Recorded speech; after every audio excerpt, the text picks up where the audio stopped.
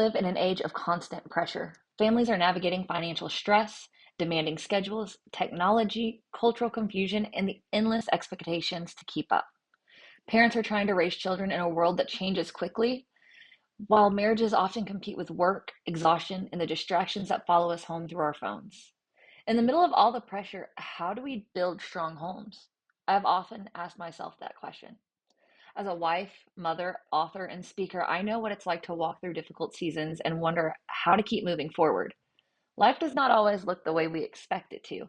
There are seasons of uncertainty, financial pressure, relational struggles, and exhaustion. Yet through each season, I've continued to learn that the strength of our homes cannot ultimately come from our circumstances. It must come from Christ. A strong home is not the same as a perfect home. I've never really had a perfect home, and I do not expect that I ever will. There are messy rooms, busy evenings, and difficult conversations, and days when everyone is tired. But a strong home is not built by avoiding every difficulty. It's built by deciding where we will turn when difficulty comes. For me, that means turning to God.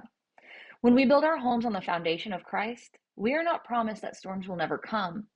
We are promised that our foundation can withstand them. Sometimes building a strong, faith-filled home looks very ordinary. It may look like stopping in the middle of the busy day to pray together. It may mean opening God's word when we do not know what to do next. It may mean choosing forgiveness when holding on to anger feels much easier. It may mean teaching our children not only about faith, but showing them what it looks like to trust God when life gets difficult. These moments may not feel significant at the time, yet over time, they become the foundation of a home.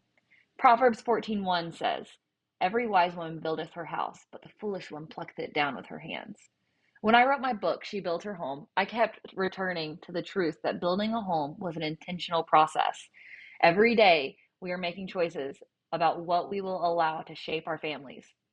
In the age of constant pressure, we cannot control every influence our children encounter or prevent every hardship our family will face, but we can choose the foundation on which we build.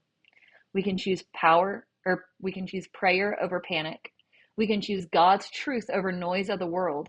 We can choose forgiveness over bitterness. We can choose faithfulness when we cannot yet see the outcome. Strong homes are not built in one dramatic moment. They are built through thousands of ordinary decisions to place God at the center. A prayer before bed, a Bible opened at the kitchen table, a conversation about trusting God through a difficult season, a family choosing to worship even when life feels heavy, a decision to keep showing up and trusting God to do what we cannot.